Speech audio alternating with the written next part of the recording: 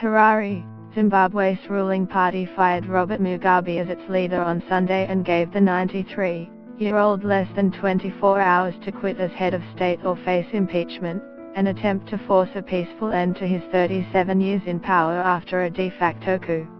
Tens of thousands of Zimbabweans flooded the streets of Harare in an extraordinary outpouring of elation at the expected ousting of President Robert Mugabe. With the help of Australia's Fred Hollows Foundation and the Cambodian government, Gachan is able to see clearly for the first time in 3 years.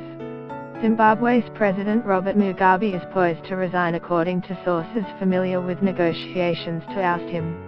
The top United States nuclear commander, Air Force General John Haidt, says he would resist President Donald Trump if he ordered an illegal launch of nuclear weapons. Argentina's search for a missing Navy submarine is moving deeper to the seabed after a scouring of the surface pulled up no sign of the vessel and its missing 44 crew members. An Argentine military submarine went missing at sea on Friday, prompting a massive search. The Trump administration is lifting a federal ban on importing body parts from African elephants shot for sport in Zimbabwe and Zambia. Tens of thousands of Zimbabweans flooded the streets of Harare in an extraordinary outpouring of elation at the expected ousting of President Robert Mugabe. Reports on Sunday evening, local time, suggested Mugabe was working with military officials on a resignation statement, and state broadcaster ZBC confirmed the president would address the nation in a televised speech.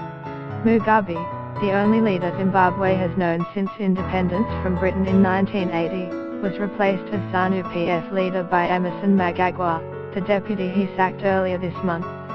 In scenes unthinkable just a week ago, the announcement was met by cheers from the 200 ZANU-PF delegates packed into the party's Harare headquarters.